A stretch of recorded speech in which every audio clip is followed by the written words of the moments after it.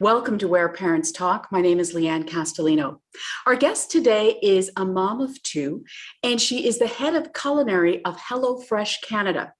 Corby-Sue Neumann, thank you so much for joining us. Lianne, thank you. Love it being here. So it's such an interesting job that you have. Take us through a little bit what is entailed in being head of culinary at HelloFresh Canada, which we should explain is a global meal delivery kit company, which in 2020, the company actually produced and delivered more than 600 million meals, which is mind-boggling, and it operates in over a dozen countries. But take us through a day in the life of your job there. When you say that number, I literally want to just lie down because it does feel like we are moving at such a fast pace. I think HelloFresh has really proven its business case, which is people want to teach themselves how to cook again. There are a couple of generations that have really missed out on that food language being shared. My work, I'm only here because of all the amazing people that I get to work with. And that's both in our company and external collaborators as well, from the farmers, the growers, the makers, the bakers, the logistics people that help us deliver this food experience through a digital platform. And there's a reason I'm sharing that. I've been in the commercial food space for 20 plus years, and the food industry has been known for being literally the last industry to embrace the digital age. So, what we're doing is not saving the world, but we are helping people feed themselves. The people that I work with are incredible recipe developers who are classically trained chefs, many of whom have worked at some of the best restaurants here across Canada, overseas, new product development people. So all of those consumer packaged goods that we buy, there are talented people behind the scenes who are creating those. So they have that background. Some of the people I work with have worked for many years creating recipes on magazines or for magazines, online, offline, food media, TV shows, you name it. We've done that. It's always about sharing the language of food. And then, of course, working with a really dedicated procurement team committed to sourcing the best that we can find. I think it's really important to start with the background that you provided, because what we also want to talk to you about is how that background and all of sort of the process that you go through to produce these meal kits can help support parents who want to teach their kids some basic skills in the kitchen. Now, what are some general tips that you can share with how parents can support their kids in the kitchen? So, all right. As an aside, in my own 20-year history, one of my great loves has been sharing the language of food with children. I ran a food program from 2006 to 2016 across various preschools where I'm from originally, which is Sydney, Australia. And it really grew out of my own experience as a child of a chef, where I was taken to markets early, in the morning, where I understood when was the best time to buy Ontario corn, when was the best time to, source fish. I already had that. I was very lucky.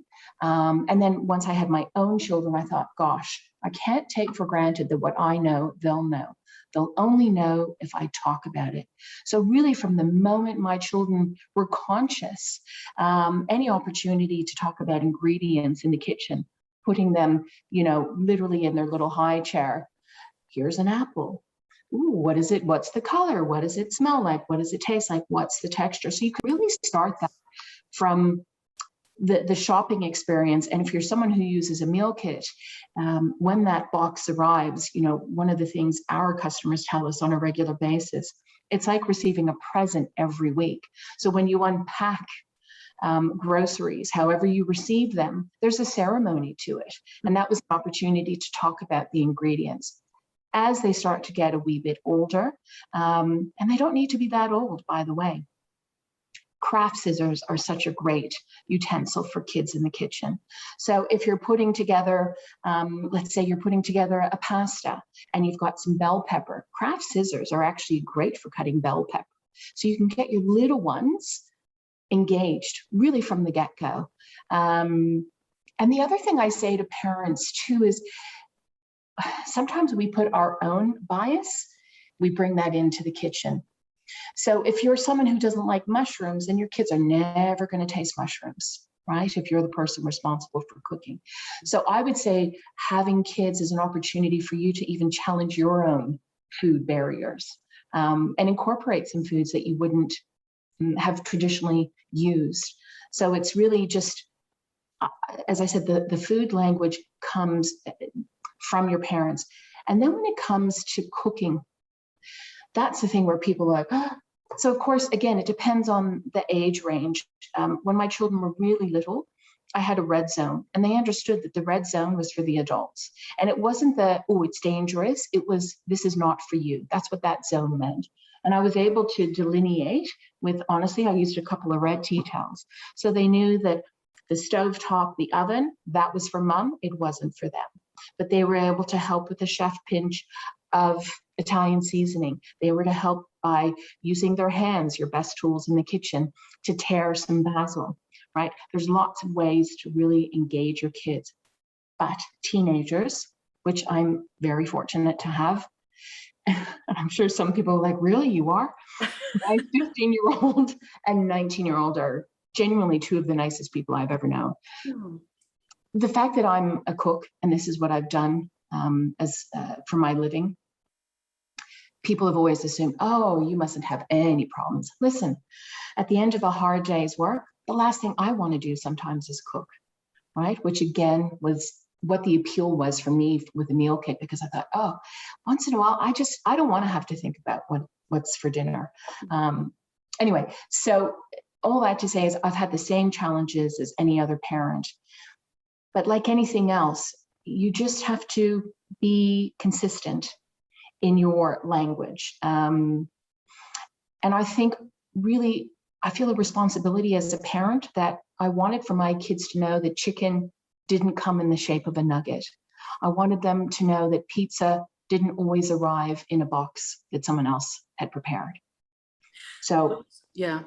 Those are such important points that you're making. And I mean, I guess at the end of the day is, we're trying to equip them with a life skill.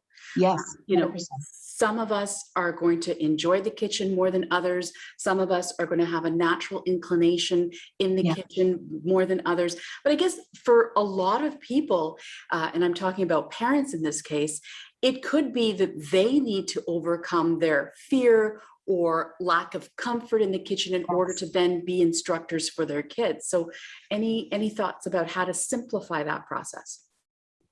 Okay, so, not to state the obvious, but a meal kit is a great way to go because you've got the recipe there. You've got the pre-portioned ingredients. Here's what you do from beginning to end. If that's not for you, you can take the same principles of what we do in a meal kit.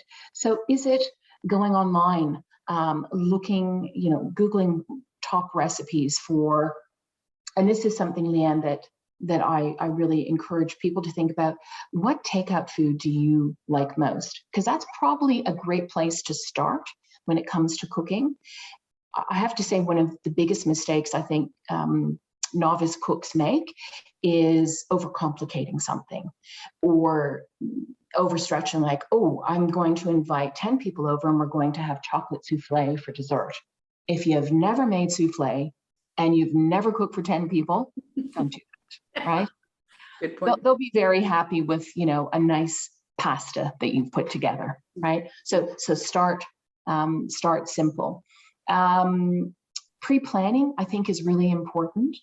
So, we do need to invest some time in figuring out what are we going to eat this week. And so, look, with my kids, and it's different for, every home environment, but we literally get together at the end of the week, over the weekend, and we just discuss what's happening this week. Who's going to cook what? What do we feel like eating? Obviously, once the ice melted, we were back on our barbecue, like every good Canadian. And then we just sort of make that schedule. I know what to buy. I don't overbuy. And that's something I would say is really important. I'm a big list person. Mm. And even if it's just something on your phone, right? When you go grocery shopping, like, I really think that's where the decision happens, at the grocery store, doesn't it? So just go in prepared. And look, having been a single parent for many years, I've always been mindful of the budget. So it's like, I'm not going to overspend just because I can't. But if I do choose to overspend, it's because maybe something was on sale, and then I'm going to buy a little extra. Well, you brought up so many important points, and I've always been a believer personally that the grocery store experience is such a rich learning opportunity. And I know we've been dragging our kids to the grocery store since they were able to sit upright in that cart, even when they weren't, they were in their baby seats. But the point is that our goal was always to try to teach them that food doesn't just automatically, miraculously appear in front of their faces at the dinner table, that there's a process behind it. So when you describe that you sit down with your kids and kind of go over a meal, we do something similar in our house, because it's got to be an active, participatory experience that they're involved in somehow. When they're young and they can't touch knives, it's taking them to the grocery store as they get, what I mean, age appropriate. So I totally understand what you're saying there. Let's talk a bit about meals on a budget. Now, you alluded to HelloFresh kits and how that can make a difference, but any other advice in terms of how to sort of save money while you're teaching, again, kids how to navigate the kitchen? Lianne, I am old enough to remember a time when, so even though I'm originally from Australia and my life has been split between Australia and Canada, I'm old enough to remember a time here in Canada when you couldn't find corn on the cob 12 months a year. When you couldn't find nectarines from other parts of the world in February. So I'm not saying that, oh, isn't that terrible? What I'm saying is, let's really do our best to think locally and to think seasonally. Because look, the math is pretty simple. If it's in abundance, it's going to be cheaper. So right now is the time to be looking at stone fruits. What else? Obviously, corn season is now here. And I do look at where ingredients are coming from. And then there's other things that you can do. So as an example, asparagus is, especially local asparagus, it's in abundance in between spring and summer. And so I buy in bulk, and then I pickle asparagus. I've also chopped them, put them in the freezer, so that in the middle of winter, when asparagus costs an arm and a leg, I've got access to that in different ways. So I think that's something that my kids have grown up seeing, to buy ingredients locally when they're in abundance, and then figure out other ways to use them or prepare them or have them set aside for when they're not in abundance. So you talked about your own children, a 19-year-old son and a 15-year-old daughter. And right away, I'm just going to assume that there's going to be different types of learning involved and different approaches and to cooking and meal preparation between the boy and the girl and their ages and things like that. Any tips around that, Corby-Sue, that you can share in terms of ultimately, again, getting them to feel comfortable in the kitchen so that they want to continue to grow and expand what they're able to make? That's a great question. And I'm just going to be really frank, because isn't that what we're doing? My son does not love cooking and doesn't have the same confidence that my daughter displayed really early on in the piece. So I just thought of other ways to engage him. So I realize that this might sound trivial, but we joke that my son is front of house. So, he'll set the table, because we actually do eat dinner together most nights. That's just always been our custom. My son will take care of the dishes. He'll help with easy prep. He'll help put groceries away. I know that doesn't sound like much, but when you're a young adult and you've gone from your parents' home where you haven't had to do anything, that all of a sudden can seem, a bit much. So siblings, there's a positive peer pressure that can happen. And if you don't have siblings, even friends. So my daughter has actually taught my son some really simple cooking techniques, whether it's making great soft scrambled eggs, boiling an egg. And again, when I say this, it's not to patronize anyone. One cook ingredients are really, I believe, the tool. So my son is really great at making a tuna pesto pasta with spinach. Now, doesn't that sound fabulous? It does. All he's had to do is cook a pasta. That's it, in salty water. And then when it's done, he knows how to drain it, adds the pesto, adds a tin of tuna, some spinach. Sometimes I've seen him throw in some more pine nuts, a little bit of Parm cheese. Looks like something you buy in a restaurant. So it's really about just working with the threshold of your own child, right? As I said, my daughter, on the other hand, when she finished grade 10, she hosted a socially distanced gathering in our backyard, a barbecue, and there were 4 courses, right? So it's really just about leaning into the comfort level. So my son is definitely going to be the one cook ingredient cook in his own life, and there's nothing wrong with that. He's going to set a nice table. He's going to know where to put groceries when they arrive home. He's not going to look at me saying, where does this butter go? Yeah. So even that, I think, is a life skill. And I couldn't agree with you more, because I think sometimes as parents, we want to start at the finish line and say, okay, let's teach him or her how to do X. And it's like you said, that souffle with 10 people over as guests and you're just sweating bullets, right? Whereas if you start small and help them gain that confidence, amazing things can happen down the line. Absolutely. Absolutely. And the thing I keep saying, and it's the same principles I use in my job, overseeing the culinary team at HelloFresh with meal planning and recipe development. I just always say to my kids, which is the same logic they have with their studies, just prepare, prepare, prepare, prepare. And then the other P word, practice. Practice, practice, practice. And don't be scared to burn something. Don't be scared to fail. Because I have always said I've learned more from my failures than my successes. And really, I encourage first-time cooks, novice cooks, people who've been cooking forever. I encourage all of us to take that attitude. I work with someone, and his favorite saying is, perfect gets in the way of done. And I would really have to agree with that. It's a mantra I apply to the cooking experience. It reminds me, hearing you say that, it reminds me of a line that I was told many years ago by somebody who was an excellent cook, but not a professional, just cooked for her family. And she said, Lianne, if you can read, you can cook. Yeah. And I remember literally toppling over because I was just so blown away by this concept. And from that moment forward, I think it was planted in my head as something that I wanted to make sure that my kids were not useless in the kitchen. Which, back to your hard-boiled egg example, if that's the only thing they knew how to do, that was a victory. And you just keep kind of building from there. Absolutely. And it's a slight nuanced shift in mindset as a parent and approach, but I think it makes a huge difference. It does. Look, honestly, that hard-boiled egg, it allowed my son to make his own lunch. I know that sounds crazy. So whether it was the egg sandwich, whether it was the egg and tuna salad, tuna gets a lot of play, I got to be honest. But hey, lean into what's going to make your child, your young adult feel engaged, that they're feeding themselves. Because I do think, you said it before, it's a life skill. And I say this all the time, you don't need to be a great chef to be a good cook.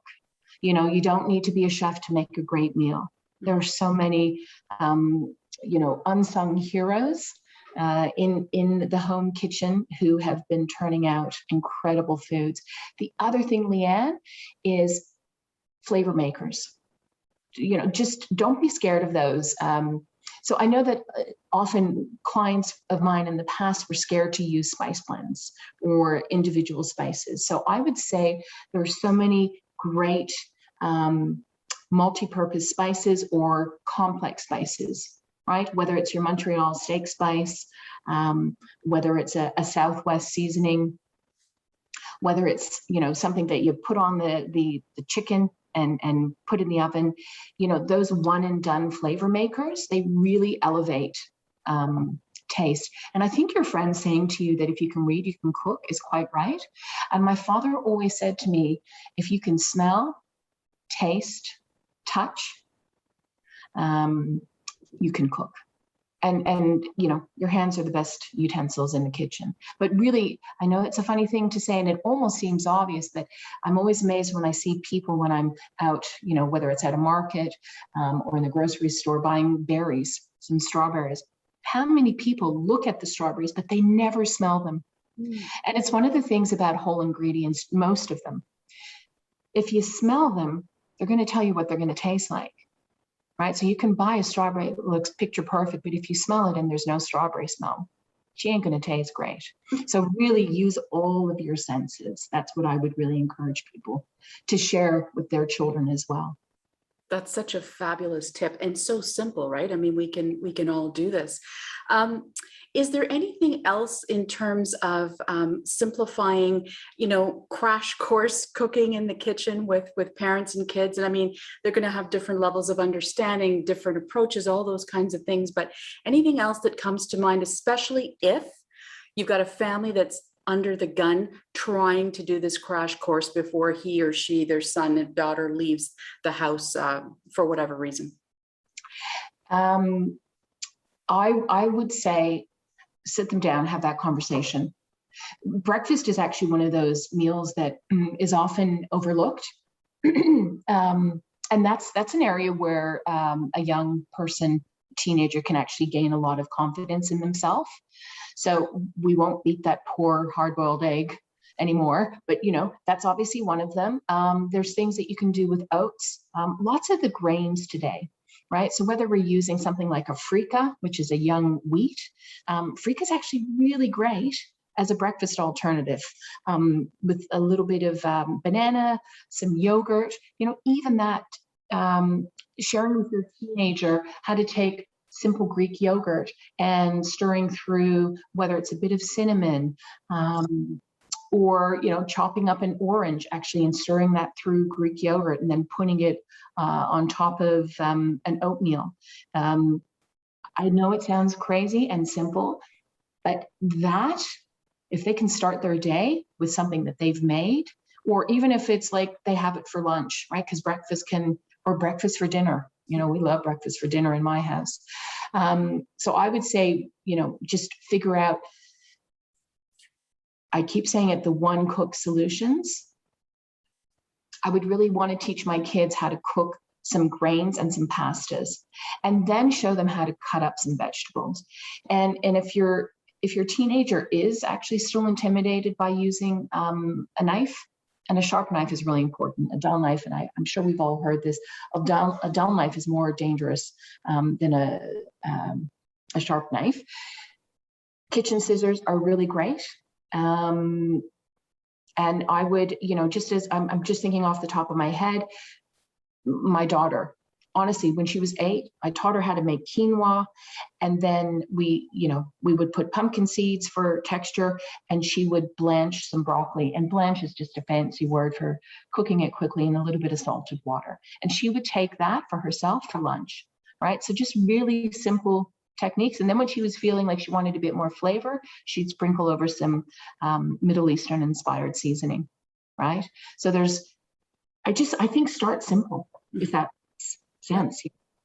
Now, you've outlined, you know, budget-friendly and budget-conscious meal planning. We've talked about, you know, inspiring confidence in the kitchen. One last thing, though, I did want to ask you was about, you know, being healthy as it relates to what we're eating. And I think more and more, if nothing else attracts your teen or young adult to the kitchen, perhaps that might.